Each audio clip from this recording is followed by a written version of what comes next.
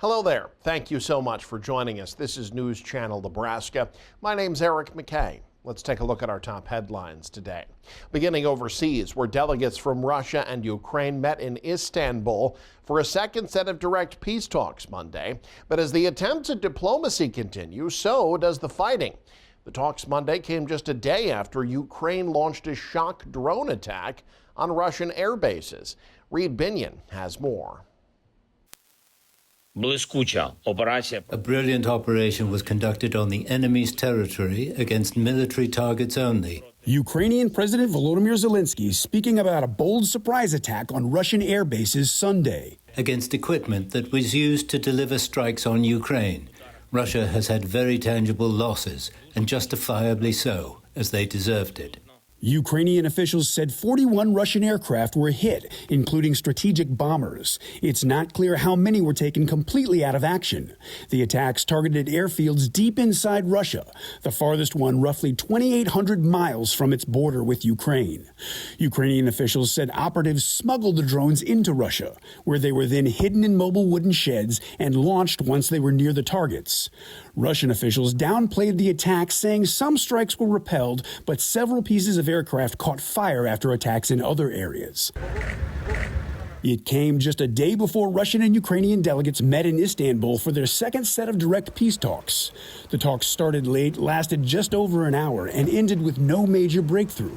They agreed to work on a new prisoner exchange, but statements from both sides suggested little was achieved to bridge the large gap between their positions, especially regarding a ceasefire.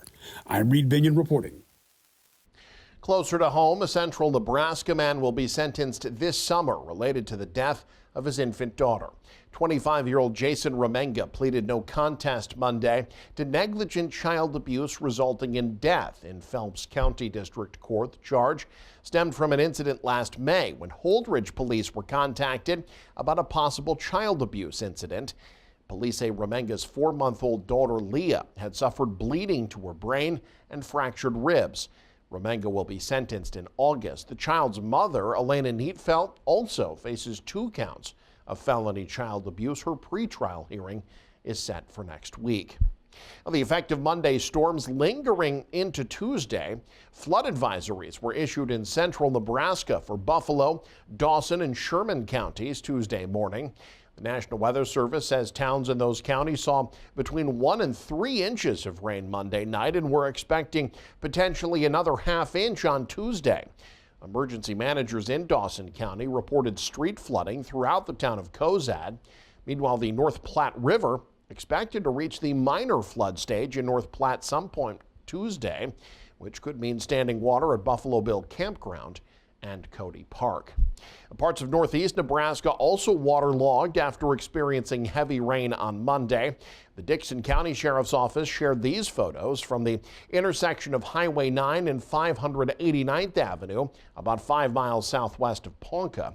The Sheriff's Office shut down the highway for about an hour to clear the debris. This video, meanwhile, comes from Antelope County. The area was under severe thunderstorm and at times tornado warnings at different points Monday night. In other news, Nebraska's auditor says he's seeing a rise in improper spending in local governments all over the state. A report issued by State Auditor Mike Foley's office Tuesday morning outlined 8 different investigations his office has investigated recently. Among the specific instances of wrongdoing, tens of thousands in excessive compensation to the former director of the Decatur Housing Authority, employees at the Village of Pleasanton who cashed in on rebates from Menards on village purchases, and even Deputy County Clerk in Dundee County who continued to work and get paid after she resigned. Foley says these types of issues have become more commonplace over the last year. He's urging Nebraskans to stay vigilant, saying many of the cases his office investigates come from tips from the public.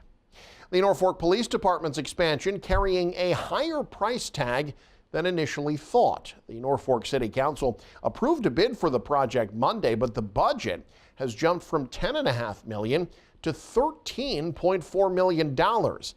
That left both council members and residents questioning Police Chief Brian Tye on the nearly $3 million increase. Because we waited. Material costs, labor shortages, Updated building codes and inflation all contributed. And we all know what happens when you wait again. The number goes up again. Chief Ty says the Norfolk PD building is still deteriorating. He says the extra funds will address issues like leaky windows, HVAC problems, outdated plumbing, and a juvenile processing area. Norfolk voters approved a new local option sales tax in November to help pay for the upgrades. The 19th superintendent of the Nebraska State Patrol officially sworn in Lincoln and says he's beginning his tenure with an intense focus on public safety. Jake Bartecki has more from the capital city. The Nebraska State Patrol officially has a new colonel superintendent as Brian Waugh was inaugurated here outside the State Patrol headquarters in Lincoln on Monday afternoon. And Waugh says his main vision and focus as he begins the new journey, public safety for Nebraskans across the state through embracing communities across Nebraska and using technology. I will support and encourage innovative, forward-thinking, and creative ideas that enhance public safety. I intend to focus on our strong capabilities and reputation in public safety across all areas of our professional, capable, cutting-edge, and world-class organization. Waugh was previously chief of police in Kearney, a position he held since 2019. State Patrol captains and law enforcement entities from around Nebraska attended the inauguration. Nebraska Governor Jim Pillen and Lieutenant Governor Joe Kelly were also in attendance. Pillen says the process for selecting the new superintendent included several strong candidates, but they have full confidence in Waugh. Lieutenant Governor Kelly and I made this decision and really look forward to everybody working and enhancing the safety of our state. According to the Nebraska Department of Transportation, the state saw 251 traffic fatalities in 2024, a 10% increase from 2023. When it comes to zeroing in on public safety, one of Waugh's main focuses is Nebraska's roadways. We can hear the traffic out there on Interstate 80. That's our goal. There's a lot of vehicle traffic every day up and down that big road, as they say, right? And our goal collectively will be to keep those motorists safe, whether they're Nebraskans or not. They're coming through our state. In Lincoln, Jake Bartecki, News Channel Nebraska. The Department of Homeland Security has removed a list of so-called sanctuary jurisdictions from its website. According to an archived version of the since-deleted webpage, the list had areas of cities, counties, and states. The DHS said those places deliberately obstructed enforcement of federal immigration laws and endangered American citizens. But it got pushback, specifically from 10 Nebraska counties, who said they were added to the list by mistake. Governor Jim Pillen said over the weekend he was working with DHS to get the counties removed. The agency said each jurisdiction will get formal notification of its noncompliance and all potential violations of any federal criminal statutes. Maintain, nourish, and support your health by visiting our Good Health, Good Life shopping tab. You'll find select multivitamins, probiotics, and more designed for you. Make the Good Life even better and promote your health in 2025. A company's been selected to remove much of the asbestos from the vacant, condemned former Dempster Industries plant in Beatrice. Doug Kennedy has more. The City Council approved the bid of McGill asbestos abatement for a total of about $148,000. 7 bids were received, ranging as high as $500,000. The contract excludes removal of asbestos in the roof areas and nearby windows for safety reasons. It will be removed later, just before demolition. City Administrator Tobias Templemeyer said the city is seeking grant support to pay for the work, but for now it will be paid for through the city's general fund. McGill says that they can start late June, and they say this work can get done in about 2 to 3 months is kind of what they're anticipating.